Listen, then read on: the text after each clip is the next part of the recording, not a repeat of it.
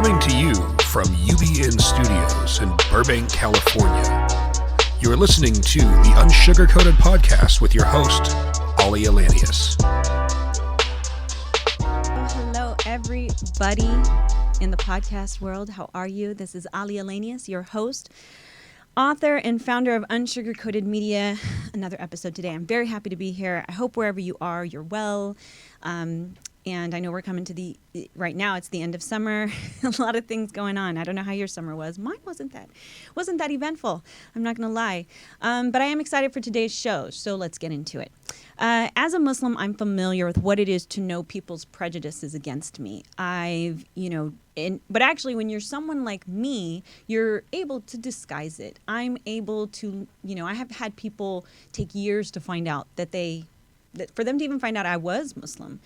And, that was by choice. I don't wear a hijab, and I'm not the most adherent person to rules. So, yeah, I got to slide. I can go undetected. I know what it feels like to be able to push off someone's knowledge about something that may potentially create a barrier between us two, which, as a Muslim, I have found.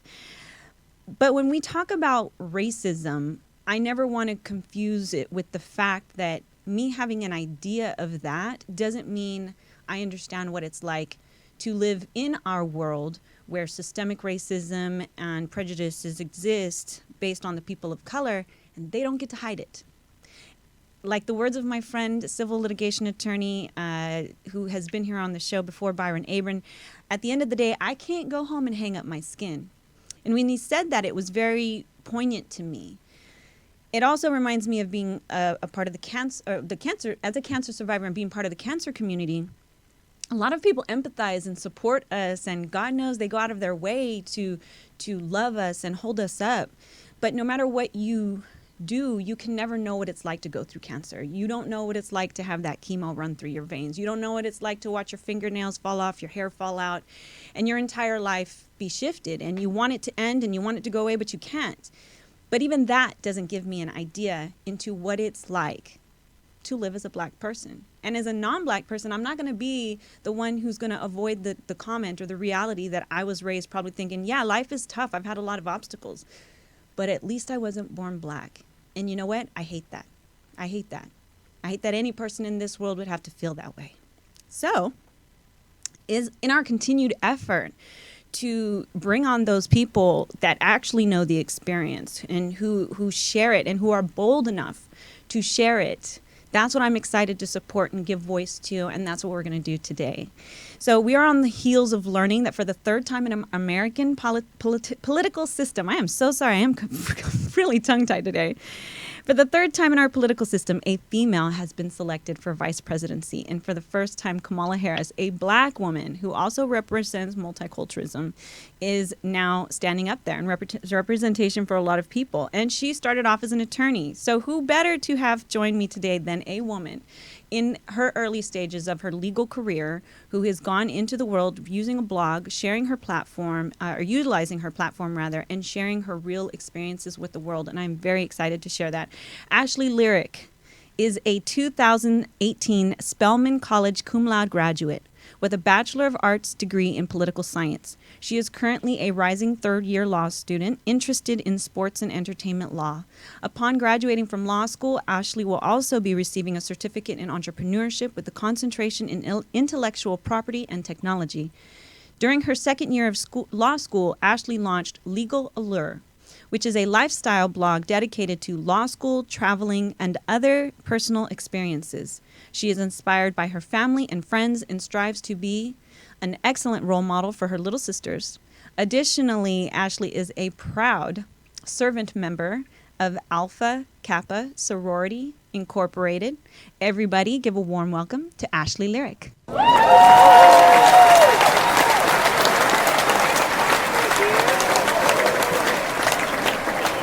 So lovely today. Thank you so much for joining us. Where are you joining us from today? I'm joining you from New York today. Thank you so much for having me. Well, thank you. I'm totally fascinated by you, first of all. And, just to give a little context to what your experience and what you're about to share, I do want to let the audience know, because you have an amazing platform and you have an incredible background, which has allowed you to see more than one things. And I think that makes you incredibly blessed. But I'm sure, as you're going to explain, is also, certain things to that. So just to get it out of the way, and we won't, you are the daughter of DNice, a very popular musician. I think we have a photo of you and him quickly. He's been in the music world for many years, and this has afforded you simply the opportunity to see different areas of the Black community. I only say that to say you grew up, you went to Spelman, an HBCU, and you found yourself in law school. Share with us what's brought you to this journey now, and how it's going for you. So basically, I've always wanted to be an attorney. I think since I was 3 or 4 years old, I just always loved it. And I was really just inspired by the people around me. So when I went to Spelman College, I actually gained a lot of mentors who were attorneys and got to see the different aspects of the legal field that they were in, whether it was criminal law or entertainment or just anything in between. So from then, I just really decided to continue this passion and inspiration that I had. And I've changed a lot, because when I went to law school, I thought I was going to be a senator. And then when I got to law school, I decided I wanted to do sports and entertainment. So I've just kind of grown over the past couple of years. And in regards to how it's going, I'm actually a graduating 3L. So it's going pretty well. And I'm really excited to just finish out this last year and then take the bar. That's amazing. And, I like that. I think I read somewhere that you liked law because you argued a lot. Did you? Yes, I definitely. feel like anyone who feels like they're good at arguing, they're like, yeah, law is the one for me. Definitely. I went to law school too. I don't practice. I didn't get to finish because I had to stop with other issues in my life at that time. But it did give me some experiences that I related to when you talked about it, not with regards to the race, but kind of like, what your experiences were. So we're going to go more into that. And also let's hit on the fact that, again, HBCU is a historically Black college. Spelman is a historically Black college. Then you went to Penn State. Okay, so you're at undergrad, right? And also going back, we talked in our pre-production, we talked about your experiences with the Black community. Your dad, you went to the Essence Festival, right? Tell me a bit about that, and like how those wonderful experiences in the Black community, suddenly you get to law school, and what's the change? Yeah, so being at Spelman was the first instance that I ever had around just being around people that looked like me. And going to an all women's college, there were so many beautiful Black people that were doing great things. Like my friend group to this day, I'm still friends with my best friends from Spelman, who are all in really big fields right now. So they really inspire me and push me to be the best. And then I went to Essence Festival. The first time I went was the year after I graduated. Well, the year that I did graduate from Spelman, so 2018. And that was incredible because it was so many people from all over the country, all over the world coming to this one festival that really represents and uplifts the Black community. So I was really inspired by that to want to go into the entertainment field, to be honest. And then I started law school right after that, like a couple of weeks later, like maybe a month. And it was a really big change. So to go from seeing people that looked like me every single day all around me, and then to go to a school now where I'm one of 7 Black students in my class, like that was a big culture shock for me.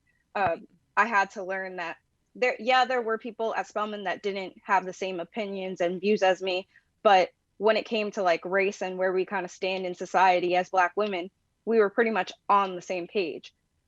We were all taking classes like African diaspora in the world and Black women development to make us into the leaders we are today. Right. But then I went to law school, where I go to a predominantly white institution now, and I had to learn that, yeah, not everybody thinks the same when it comes to race. Not everybody thinks the same when it comes to like police targeting Black men and women more than any other race, or just like a lot of different experiences with like KKK flyers being passed around the town that I lived in. Right. And I just had to learn how to cope with it and adjust, which hasn't been easy, but it's getting better.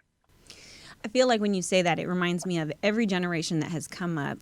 wanting it to be better, not wanting it to not be like that. And I say this still as a person within a minority community. I know, I'm a brown girl, and I think that a lot of people don't understand that we do that. We play that game. Okay, sir, we're going to hold our head down and we're going to do what we're told, and it's going to get better. But and it's getting better. I mean, look, Kamala Harris, people will be like, well, you just announced that she's been VP the third time. Yeah, we're getting somewhere.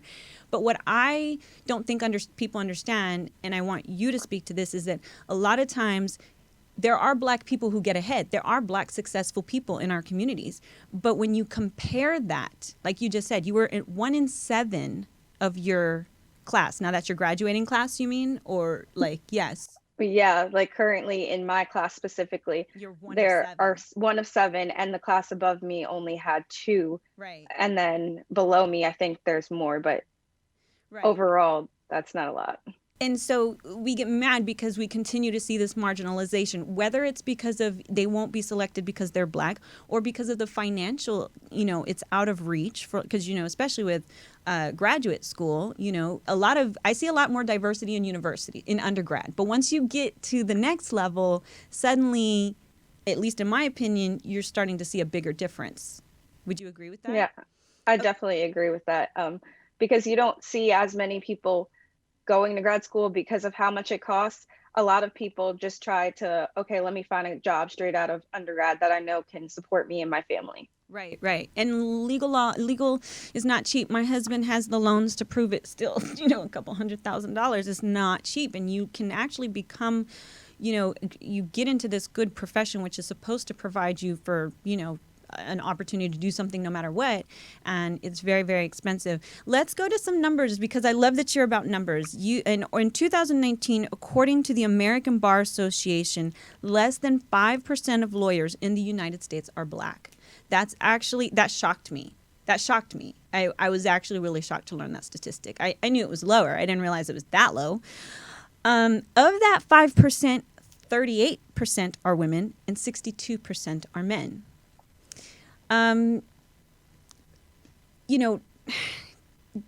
You're speaking up. Your blog, you were inspired to say this is an issue. This is a problem. What has that opened up for you? I mean, for one, how did the university you were attending react when you start saying, hey, this is happening and I'm not just going to be quiet about it? Yeah, so my school was definitely supportive of the fact that I did post this blog, which was really good because I felt inspired to post it with everything that was going on and just seeing the things that were on social media. I felt like it was my job to speak out as a Black woman in law school. Mm-hmm. So my school actually, they said that one of the ways to make people more aware of the experiences that we go through is to have these conversations, is to post blogs, is to just have the proof there so that people understand. So they've been super supportive with now understanding what we go through and starting to have more conversations on how the school can just kind of change and be better and be more supportive. And that was really good. And a lot of the faculty and staff have actually read it, and they've also reached out to me in regards to it. And it's actually better than I thought it would be. That's good. Because there's a lot of negativity out there. Case in point, Kamala, going back to her, and I think that no matter if you're a woman or if you're even if you're a Black man, you should be excited. If you're a person of multiculturalism, you should be excited, feel representative. But it's very disappointing to know that people will sling mud at her simply for being Black. Michelle Obama went through it. I know. Who is one of your inspirations? I have to ask because I know what you'll say. It's definitely Michelle Obama. I mean, if anything, people need to respect how that woman handled it. It's not easy to take. I have to say that. One of my cousins was married to Scott Weiland, a famous singer, the former lead singer of the Stone Temple Pilots. And when he passed, or no, excuse me, before he passed, she had written a book. And when she came out with it, I mean, it got leaked that she was releasing it and they thought it was a tell-all. And so they just came down on her. They were mean. And when I saw her, she told me that her personal experience was dropping to her knees and asking God, what had she done? Because all she was trying to do was promote mental health awareness about bipolarism. And somehow they just turned that in. Was it because she was a female? You know what I mean? Like how that goes. So that kind of leads into a question I have for you. How frustrating is it for you as a young Black woman, knowing that out there in the corporate world, people say being a Black man is a handicap? How do you feel knowing that there's this ideology that now throwing an extra layer of being a Black woman, you know, makes that challenge even more difficult?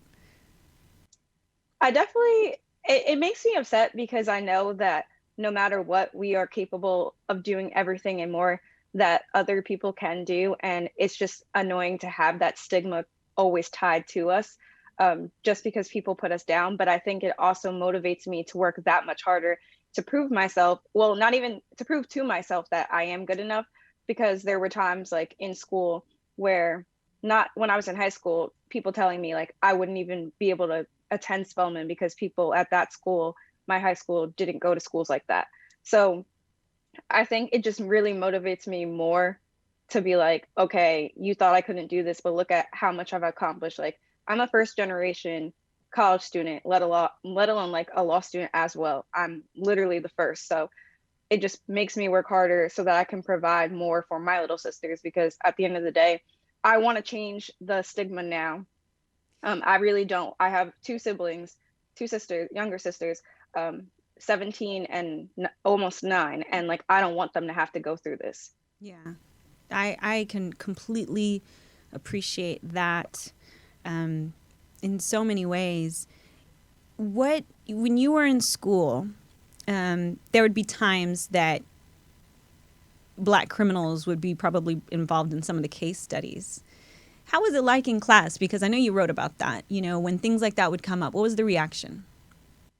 It'd be really uncomfortable because, okay, so there are 7 Black people in my graduating class. However, we're divided into sections. So there may only be about 2 or 3 of us in one section. So when there's only 2 people in the class and you read about stuff that involves Black defendants, however, they might not have even done anything, to be completely honest, or they were just targeted for no reason. And everybody kind of turns around to see like, what is your reaction going to be? Like, that got really uncomfortable. Or debates on, yeah, just like incarceration rates and people not understanding that Black people, we are targeted more than like other people. And it'd just be really hard just to know that there are people that really do think like that and they don't believe in anything that happens. But I think it's illuminated with everything that's going on now. Like, I think people are starting to open their eyes and see like, this is a problem. This is the hope. And I think that this has been going on since, you know, before even Rosa Parks. And, you know, it's very interesting that Black people have had to stand up to demand the dignity and respect that they deserve. And I'm not saying that as some, you know, I mean, I'm anti-race. Look, for anyone who's like, oh, you're just placating to the Black community. Listen, my oldest daughter very much looks mixed and is, you know, and I personally, my grandmother, when she found out, I've shared this before, my grandmother found out that I was pregnant and she got the idea that my, you know, ex-husband, her dad was even remotely Black, which was, you know, one of those multicultural things. It didn't matter. It could have been 1/5, 1/30, or full. I was thrown out of the family. I was disowned. I was considered because of what, you know, and I've had to raise my daughter knowing that I'm raising a woman who has to love every part of herself, you know, and that can't, when you talk about your little sisters and you know these experiences that you're going through, I mean, I guess I do wonder how different it was for like someone like Kamala. And then it actually leads me into something. So here you're going to be an attorney, and I see you doing great things in the legal field as well. But I mean, and as you just said, how it's perceived, how your reaction is perceived with regards to defendants that are Black. One of the things I thought was interesting, I'm just curious to throw it out there and hear your perspective, but there's a lot of people bringing up how when she was, and I'm from San Francisco, I used to actually see Kamala in the city halls 20 years ago because I used to be up there representing my clients for medical doctors in the lean representation world. And so, anyways, she's getting a lot of criticism, of course, because when she was prosecuting cases, there were a lot of black men. You know, marijuana was illegal or cannabis, and so you had hard sentences.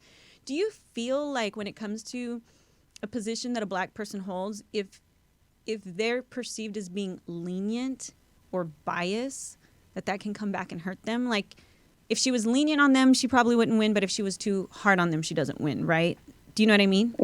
What yeah, so I definitely think that either way, people are still going to criticize. Like, people always have something to say, whether she was doing great things or negative things. And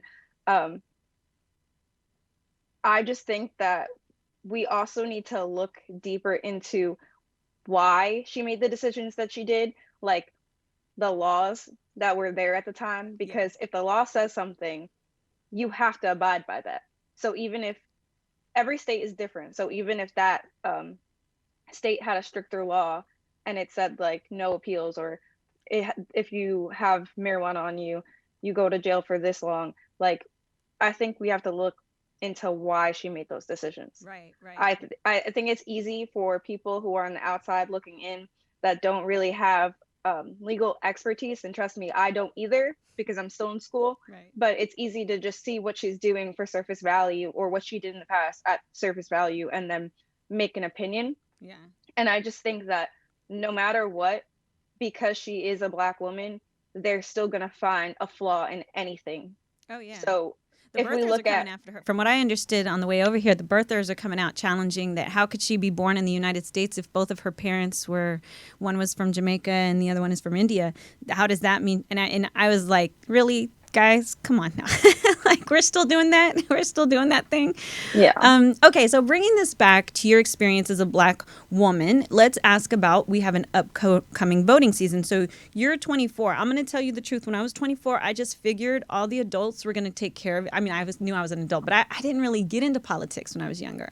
I aspired to be a change maker. I'm not going to say that, but politics was kind of out of my realm a little bit in the sense because of like when I was younger, I got in trouble. So I was like, now I got to go and do other things. But I say that because, you know, like voting is coming up, and I remember being 20 something and thinking it'll be all right. My vote wasn't really that big of a deal. The grown-ups will get it right. Right. Mm-hmm.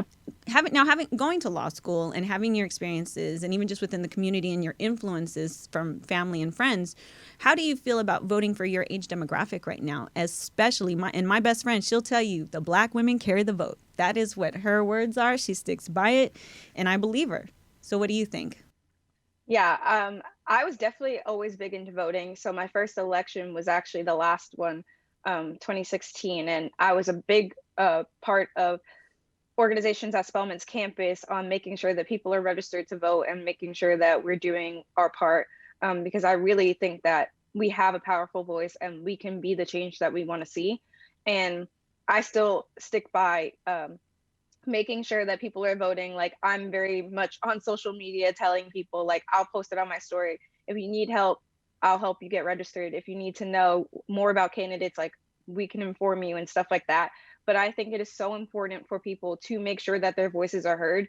And I know this is an election where people feel like, okay, I don't like either candidate in either party, but I just think that we have to ultimately make a decision, and we need to still vote. Like, you're not always going to like the person, and we can only hope for the best, but we need to go out and we need to vote and we need to make change, because all of the stuff that's going on, like, it can't continue, and we have to use our voices as much as we can. Yeah, and as a person, you know, a minority when I was younger, I didn't really think about how much of those policies really were affecting my life. I thought, okay, politics doesn't really affect me, but no, that's actually completely wrong. Your local government, your state government, your federal government, all of these things, you know,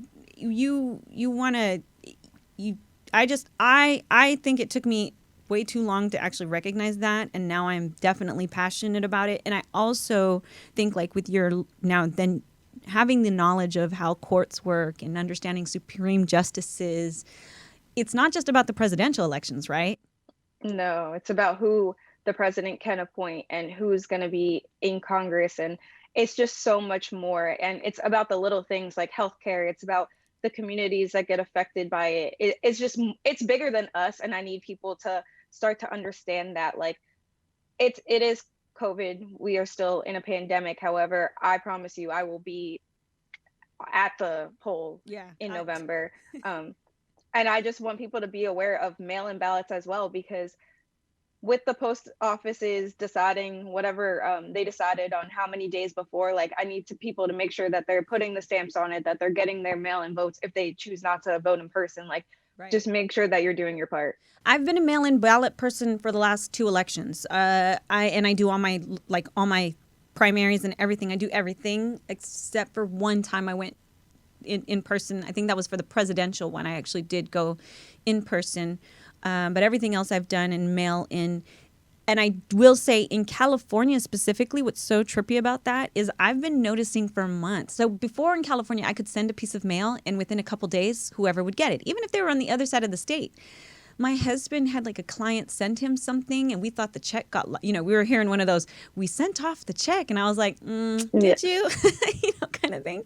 And sure enough, like 2.5 weeks later, the check showed up and we were like, wow. And I had sent a birthday card for somebody and I had called them several weeks after and they hadn't gotten it yet. And I will say, regardless of the electoral system right now and what's happening with that, I do think that in general, the post office, it's not that it's still not effective, but it definitely does take time. So I would encourage anyone who does want to do a mail-in ballot, just make sure you give it plenty of time or fill out the mail-in and just go in and drop it off. Because if you just drop it off, you can do that too, right? So there's different options. When it comes to being a young Black woman and a woman of diversity, what are some of the things that helped you prepare to go to law school? Because, out there in the world, there's a young girl looking at Kamala, looking at, Michelle, looking at you saying, I want to do this. What are some of the challenges you came up against and how did you overcome those? So one of the major challenges is I'm not a good test taker at all. So when it came to taking my LSAT, like the first time I took it, I ended up getting sick a couple weeks before and I was in the hospital. So that was like one issue. Didn't do as well as I wanted to. And then the second time, I just didn't do how I hoped. But one of the things I did was make sure that I'm well-rounded. So I'd be in a lot of organizations on campus. I'd have good grades in classes, just making sure that, and I'd volunteer as well, making sure that I had an overall package, like, oh, I'm well-rounded. Right. And also making sure that I had a support system. And your support system doesn't only have to be your family. Like, your support system can be friends, it can be mentors, it can be professors. They really just help me because a lot of the times I deal with self-doubt and they kind of just help me overcome that and just prepare as best as I can. And I've had a lot of people look over my apps and it was a journey, but now that I'm looking back, it was definitely worth it. Were you nervous? Were you afraid to get were you afraid to not get into law school a little bit? Yes, because the first couple of applications I did put in, I did get rejected. But one of my top schools I got into. So once I got that, it actually wasn't even Penn State, but once I got that acceptance letter, I was like, yeah, I'm going there. And then Penn was actually my last acceptance. It was the latest one. What made you choose Penn State? To be completely honest, the money. Law school is very expensive, as we were saying before. So to be able to get a scholarship and cut the finances, it was definitely worth that. I feel like because we're talking about it, we can't, look, for some people, how much is it to go to law school right now? I know for my husband, it is at least $200,000, and that's not including the interest we're paying on those loans that are still accruing. Yeah, it's like $75,000 a year. A year. So yeah, I mean, he went to a 2-year school, which is why, which I can understand. But and how does for Black women and Black men, I know the sororities and the fraternities provide, they don't just provide a party lifestyle, believe it or not, I'm sure. What was that experience for you, and how did that help you also in getting prepped for this? So I just joined Alpha Kappa Alpha Sorority Incorporated last November. So I'm not even a year into the sorority, but I joined basically because uh, with Black D9 sororities and fraternities, it's more about scholarship and service. And it's a lifetime commitment. It's not just an undergrad thing. I joined as a graduate member. But basically, my sorority has uplifted me. They've made me, in the short amount of time that I have been in it, they've helped with me trying to figure out what I want to do. It's pretty cool that our VP elect for this election is a member of Alpha Kappa Alpha Sorority Incorporated. So that's exciting.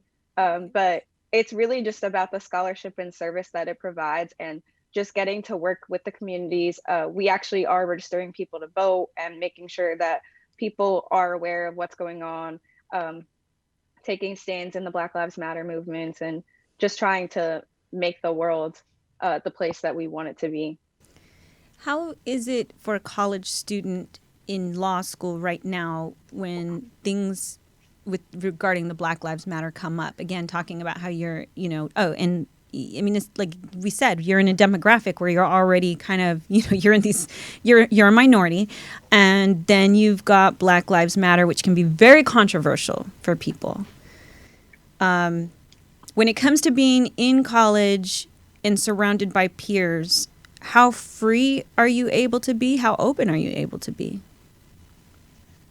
It definitely was a challenge before the whole movement appeared. Like, it's always been Black Lives Matter, of course, but when the movement and the protest started, the protest started while we've been in a pandemic, so we weren't physically at school.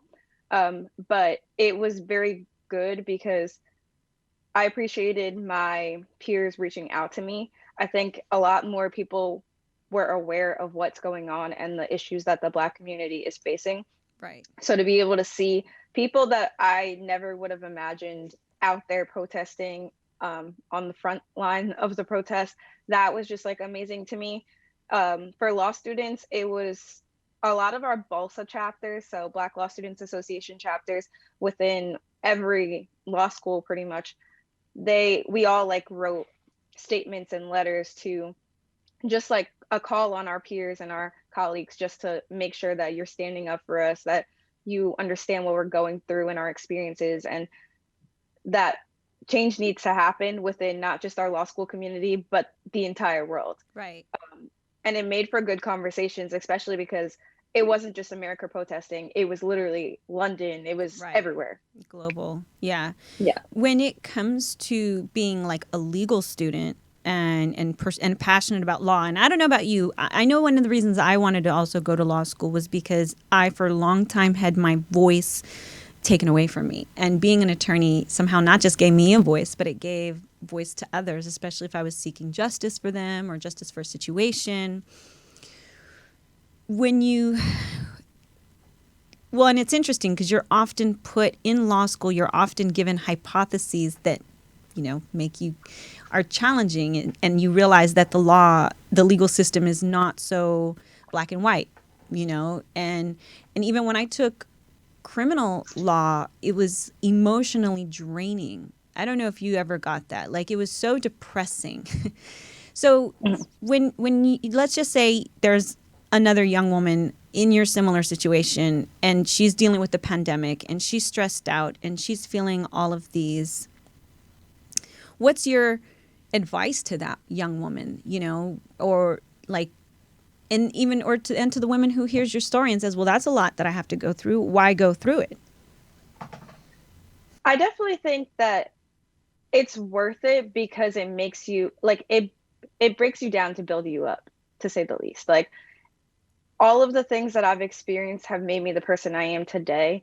And although it's been tough experiences, I don't think I would trade them for the world. And how I decided to handle them is to have conversations with people, whether it be my mom, my dad, just my friends. I just tried to have those conversations to talk it out. I'm very much like a proactive kind of person. But then there are times where I'm big on planning, like using planners or using journals to just write down my feelings and understand that, like, yes, it's bad now, but let's look at what the outcome will be when you're done with all of this. because I think for me, it was reading or learning about cases in constitutional law where I've learned, okay, the Constitution literally was not written for me as a Black woman. Nope, it Like the wasn't. You're stuff that's absolutely in right. it, it's definitely not.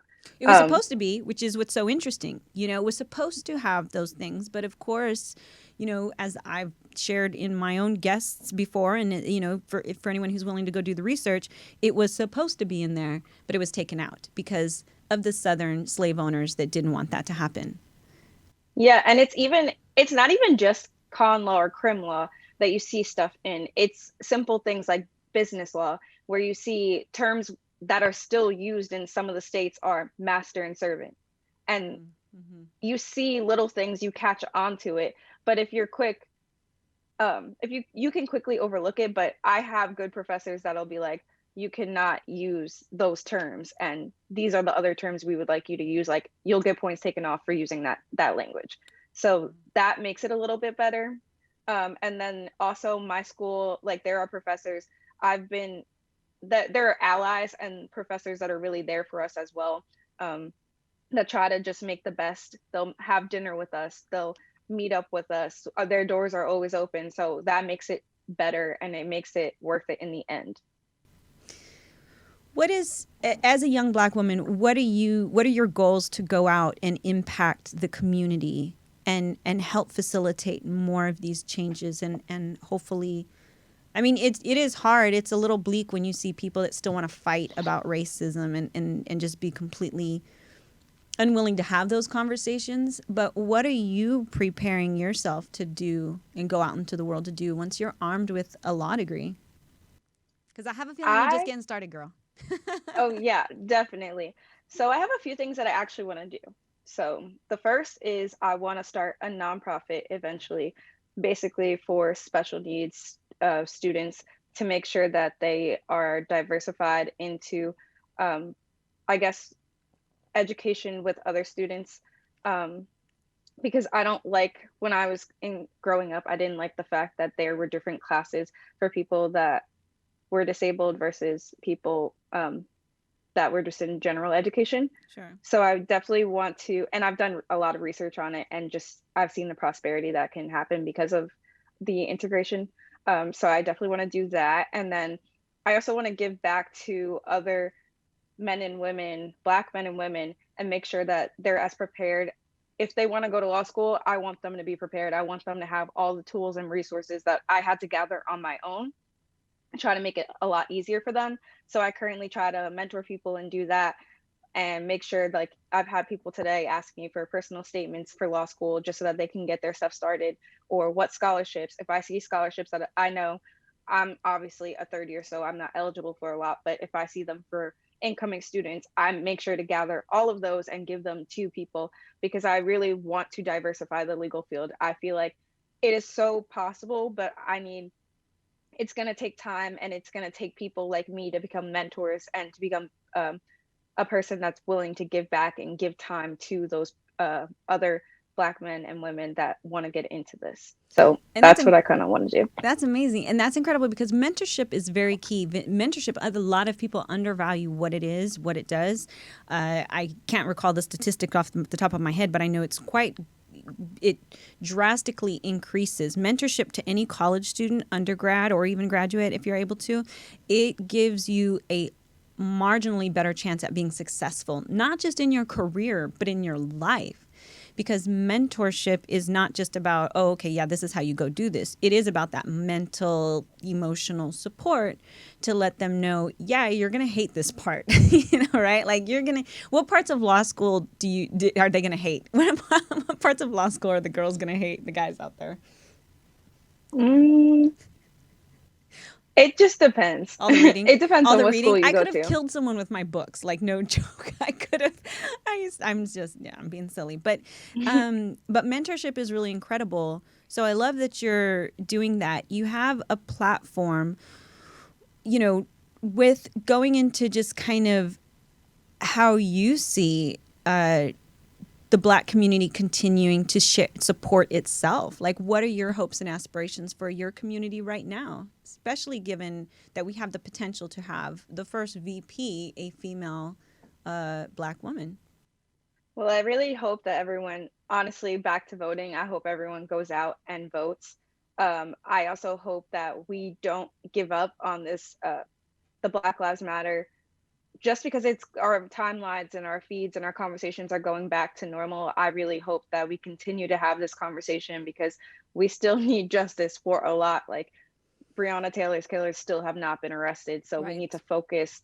And I just want people to realize, like, look how much has kind of changed just by the demonstrations that went on in the past couple of months. Right. Then the legislatures were willing to have these conversations and be like, oh, wait, we need to fix this, you know? And if we don't lighten up and if we keep on pushing, I feel like we can accomplish a lot more because this is like a long time coming and we should have been so much further in 2020 than we are now. Agreed. And I So, think that's one thing about the yeah. law school. Like when you go back and you study a case like Love, was it v. Virginia or Virginia v. Love, the biracial couple that they did a movie on this. But I remember when I saw the movie, I'm like, oh yeah, I studied that in law school. And I hated it because I couldn't believe that they wanted to put these people in jail because they simply wanted to be married. It was a time in our history not so long ago that it was illegal to be married if you were black and white. And yeah, great. We're beyond that now. But what I think we'd have to fight, what we're still fighting, and that's why I felt like that's why my intro talked about that. You still have a lot of like, how do you feel when a non-black person tells you racism? You know, I mean, you guys are doing better now. You're making money. You're going, like, how does that feel when somebody says that to you? It makes me upset because it's just like you really don't understand what it's like, especially like when you read things and you realize like segregation wasn't that long ago. Like it's within our parents and grandparents' times, and My just mom's, like yeah. the experience of racism being taught to kids and just like different stuff like that. It's just like you don't understand the looks we get. You don't understand how discredited we are. Like it's just a lot of emotions that go through it. But then you also have to think it's also, I don't want to look like, oh, that angry black woman, or it's Right. just so many stereotypes that come with it that it's just very hard to explain it to people. It's hard to walk that line and make you happy and yet still say, yeah, I agree with you. Like somebody one time pointed out to me, NFL players, NFL players should be happy. They're making millions of dollars and there's this and there's more African-American athletes now. And I'm like, you're right. But let's take a step back from that. How many NFL owners are black? How many NBA Exactly. owners are black? I'm not saying that we haven't made progress. I'm saying it hasn't been enough. And I wonder, outside of what you shared with the law school, is there anything specific, like when you were younger as a child? What was the first moment that you realized I'm different? Is there anything significant, or that someone made you feel different? And is there anything that sticks out in your mind? Just okay, so when I went to Catholic school my entire life. So being literally the only black girl in your class, like that, you've always felt like the outcast. When you've had people like running away on the playground because they didn't want to hang out with you just because of how you look or your skin color, like that's stuff that sticks with you. Or you have people making up stories and lies to like principals because and people would actually believe it because that one black girl, like that's stuff that will stick with you forever. Or just like how I explained, people saying I would never get into Spelman because people from schools like this don't get into schools like that. And what do you mean schools like this? Because it's a predominantly white institution and I wanted to go to a black school. Like stuff like that is stuff that is engraved in my mind. But it just pushes me to be like, now I could say, hey, you told me I would never get into that school. I got into that school and I got into law school. And hey, look, I'm graduating law school soon. Amen. You showing them. And girl, you should, Yeah. and I mean, I'm really proud of you. I know it's funny. My publicist was like, I love that you want to be known for what you're doing and you should be. And I think for anyone who happens to have a personal life where there's some, you're attached to celebrityness or any sort of, awareness of your life, or people feel that they know you and they know what you've gone through or they want to be close to you for that. But you are very clear that you want to be independent and be seen as a strong individual on your own. And I respect and admire that. And I mean, I think that when you share those experiences, it breaks my heart, because it's just wrong. It's like, you know, like who as a person can look at another child and think that that's okay? Like, you know, I don't care who's, like, any kid in front of me, I love them. I will protect them and take care of them. Even if they're acting up, I might tell them, but that's actually out of love, right? But when it comes to kids and the way that children can be viewed in that sense, it hurts me. And you're right. We learn these things, we're taught. That's why I'm so honest about what I was told and taught as a kid. That's why I said that. I was not trying to be, why I said that earlier. Yeah, I knew as a non-Black person I was going to have struggles in life, but that's keeping it 100% unsugarcoated. And how horrible I feel saying that in front of you, Ashley, by the way, knowing that, like, it's a stupid ideology that if I was born Black, I would have had a more challenging life. But unfortunately for you guys, and I'm not saying like for you or for anyone, I should say, that it has that experience, you deserve your justice. You deserve your voice to be heard. And like the, you know, Frederick Douglasses before, the John Lewises, I love that you're standing up and you're not letting them take this from you, because that's the change, right? Like I said earlier, back in the day, people would just put their head down and say, yes, sir. Okay, we'll keep pacifying this along. And now I see why the demonstrations have come. What has been the most inspiring thing for you watching this movement happen, knowing that you're a part of history, or that you're witnessing and you're part of it? So I just love how many millennials and I guess Gen Zs are on the front line. And it's really incredible for me to see so many people standing up to, like, even their grandparents and their parents and saying, hey, this is not okay. So that's been really inspiring. And when I was in LA, I got to be firsthand a part of the protest, which was pretty cool. And it was just inspiring to see so many people together for a common cause. Like, I would not trade being Black for anything in this world. Like, I am so proud. I love that. Thank you who for I saying am. that. And yeah, and I just love everything that's going on. And I think that it's important. I think that's a beautiful thing, and you should. I'm so glad it's 24. It took me 40-something years to really look at myself and be like, okay, I love who you are. You know, I mean, or it took, shouldn't say, it was a growing process, but like, I think that's so important. You know, as a Muslim, I remember being down at the LAX after the Muslim ban that came into play, in 2016-17, or 2017 rather, and I remember it brought me to tears to see non-Muslims there showing up for what I believed was a target on my family. So I can only imagine what it feels like to see these protests for Black Lives Matter, and people of all different ethnicities standing up as they should and joining arms, because that is how we're going to make change. And I believe that. And virtually, since I know you can't be here in the studio, I lock arms with you, girl. I think what you're doing is wonderful. Where can our audience, if they want to stay connected to you and support, and go check out your blog, because Legal Alert doesn't just talk about politics. It does talk about what other things? Law school, travel, food, like everything, anything and everything that I want to talk about, or whatever my audience wants to hear. That's amazing. And for the listening audience, how do they stay connected with you? Where do they find you? So my Instagram is at Ashli, ASHLI, Lyric, LYRIC. And my blog Instagram is also Legal Allure. And then I also have a website, legalallure.co. Yeah. And, I can't wait to touch base with you when you've graduated in this very crazy climate that we're all dealing with, and celebrate another incredible Black attorney, a female Black attorney in the United States, helping those statistics go up. And I look forward to supporting you in all that you do. Thank you for joining us today. I really appreciate it. Thank you so much for having me. Thank you. Everyone, you know what? It's been a great time here. I hope that you've enjoyed the conversation. We look forward to coming back next week, bringing you more. And thank you so much.